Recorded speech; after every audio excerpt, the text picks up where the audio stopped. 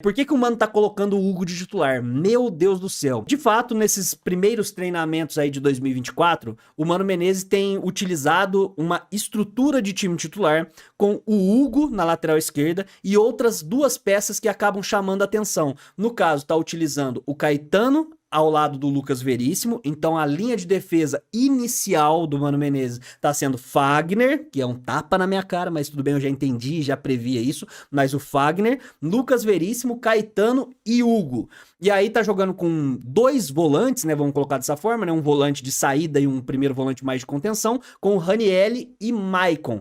Na frente desses dois tá jogando o Matheus Araújo. Então ele tá jogando num 4-2-3-1 centralizado. O Matheus Araújo tá sendo mais centralizado, porque o Rodrigo Garro, que é um meia centralizado, está jogando mais aberto pela direita numa espécie de pé trocado.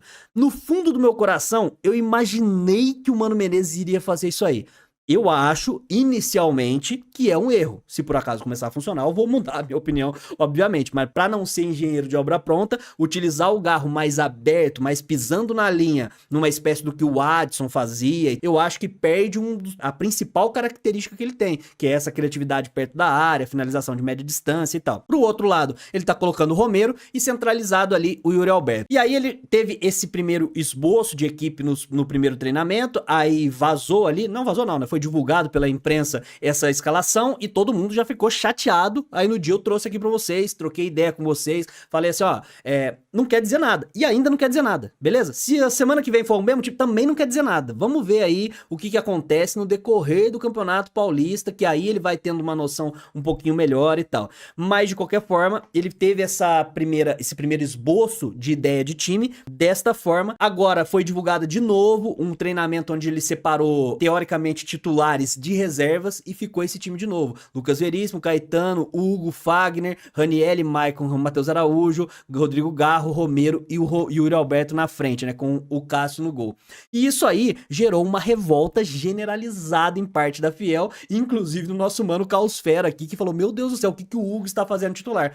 Então o que eu vou propor pra vocês aqui é diferente do que está acontecendo por aí. Como eu sempre faço aqui, como é um canal de fortalecimento de ideia, eu queria que vocês acompanhassem a minha linha de raciocínio aqui pra saber se a gente pode discutir a respeito disso. Ao invés da gente discutir se é certo ou errado ter o Hugo na lateral esquerda, ter o Matheus Araújo no time titular, é algo extremamente surpreendente, pelo menos no começo agora da temporada. Ao invés de discutir o certo e errado, vamos tentar pensar da ótica do Mano Menezes. O Mano Menezes, ele historicamente é um treinador que tende a ser um pouco mais pragmático. Todas as vezes que eu falava sobre as ideias de jogo do Mano Menezes aqui, antes dele vir, eu falava, ó, vocês ficam falando do Mano Menezes voltar? Pra mim o Mano Menezes é o arroz com feijão. É o 4-3-3 que é mais básico possível e pouco tem variação dentro disso.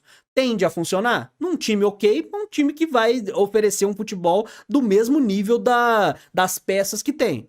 Então eu já esperava isso. Quando começaram a surgir os rumores de que o Hugo tinha sido pré-contratado pelo Corinthians, a primeira coisa que veio na cabeça foi aquela dúvida. Eu falei, caramba, a gente tá pegando um cara que até pouco tempo era reserva no Goiás, é mais uma dessas contratações bizarras da renovação e transparência, e vale a pena vocês assistirem a análise sobre o Hugo completona a respeito disso, mas essa contratação passou pela aprovação do Mano Menezes. E é esse o ponto que eu quero que vocês lembrem. Não é que o Hugo foi trazido aí pelo Duílio e todo mundo odeia o cara. Não, o Mano deu um ok. E o Mano foi contratação da gestão anterior também. Se a gente for entrar no mérito da questão mesmo, o Diego Palacios tem o mesmo grau de importância no elenco do que o Hugo na ótica do Mano Menezes. Porque o Mano Menezes também aprovou, em teoria aí, o Diego Palacios. Tá bom, partimos dessa ideia. Saímos daquela mística de que absurdo o Hugo está sendo utilizado como titular. O Mano Menezes tem essa carta para poder mostrar.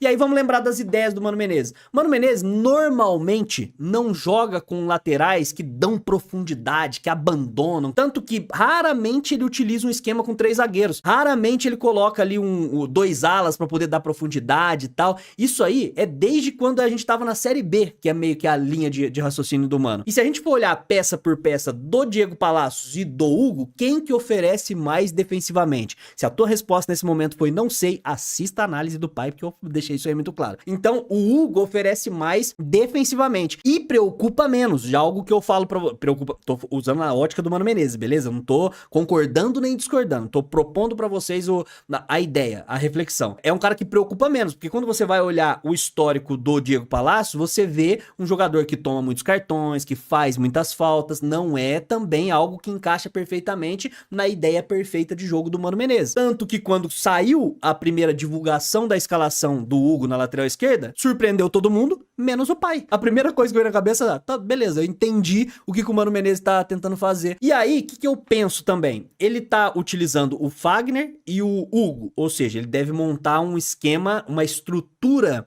defensiva, no caso, mais compactada. Aí ele utiliza 2 volantes. Nesses 2 volantes, ele coloca o Ranieri para fazer aquela primeira contenção, no caso, que é uma coisa que ele gosta muito, e o Maicon como aquele primeiro volante de saída, ou muitos chamam aí de segundo volante e tal. E aí você complementa os dois. Quando a gente tiver um jogo mais dominado tecnicamente, você coloca o Maicon.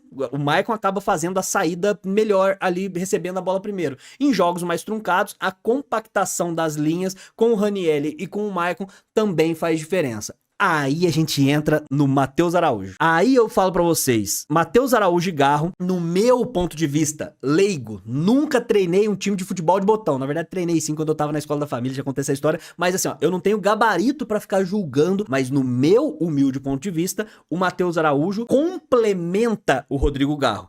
Mas o Rodrigo Garro precisava estar jogando na função onde ele mais se destacou no campeonato argentino, que foi o motivo que me fez fazer uma análise completa do Rodrigo Garro, recomendar o Rodrigo Garro em setembro do ano passado, colocar naquela lista daqueles 5 nomes, com ele jogando mais centralizado. Um meio-campo que joga no campo adversário, que joga mais próximo da área, que aparece para finalizar, ganhou como gol mais bonito da Argentina justamente nessa função. E aí você coloca o Matheus Araújo para exercer essa função. Matheus Araújo que tem a possibilidade de jogar numa do Maicon, por exemplo. Se tivesse Ranieri, Matheus Araújo e o Rodrigo Garro na frente, aí beleza, eu poderia entender, talvez um Rojas aberto pela... Aí, nesse primeiro momento, me causa uma certa estranheza. É óbvio que a gente não acompanha os treinamentos, não sabe qual que é a ideia, o que pode render ou não. Mas se começa a temporada com esse esboço de escalação, e aí o Rodrigo Garro começa a não render, eu vou ser aquele cara que vai ficar puxando o saco do Rodrigo Garro e tentando apedrejar o mano, porque é onde o Garro não tem tanta amostragem pra jogar de rendimento bom. Então já se preparem, se por acaso realmente for mantida essa ideia de jogo, com o Garro mais aberto pela direita, jogando de pé trocado, e o Garro não rendeu o que eu falei, antes de eu admitir que eu acabei zicando o cara e ele indo mal, eu vou falar, ele tá jogando fora de posição. A menos que, eu tava até pensando numa terceira possibilidade que eu, sinceramente, eu quero que só seja imaginação do pai aqui.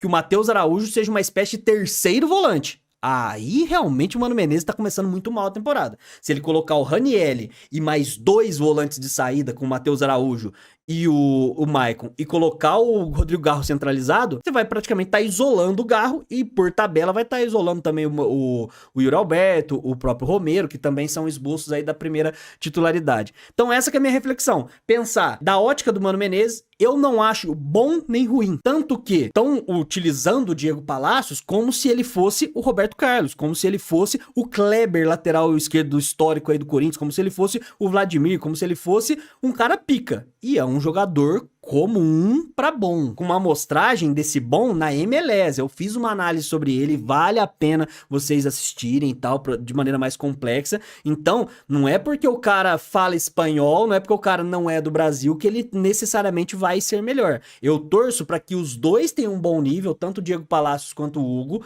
e nesse bom nível eles consigam disputar a posição pra poder oferecer o melhor que tem pro Corinthians, e que o melhor esteja jogando. É isso que é o meu ponto. Se por acaso o Palacios não tiver rendendo, não tiver gabarito pra jogar, que joga o outro. Se ninguém tiver gabarito pra jogar, é sinal que o mercado foi ruim. Poucos lembram, mas o Zidanilo só se firmou no time depois que o Mano saiu. Ele preferia Bruno César. Esse time titular também me preocupa. Então, é um momento de preocupação, e eu entendo a preocupação de todo mundo aí, né? Só que é um momento de formação do time. E não necessariamente, como a gente não acompanha os treinamentos, a gente acredita ali que, por exemplo, o Diego Palacio está atendendo inicialmente as necessidades do Mano Menezes. Pode ser que neste primeiro momento ele venha atendendo menos as necessidades do Mano. A questão é, o Mano precisa jogar da maneira que ele se sinta mais confortável e que ele acredite que o Corinthians tem mais chance de vencer. Aí a gente consegue montar um time competitivo a respeito disso.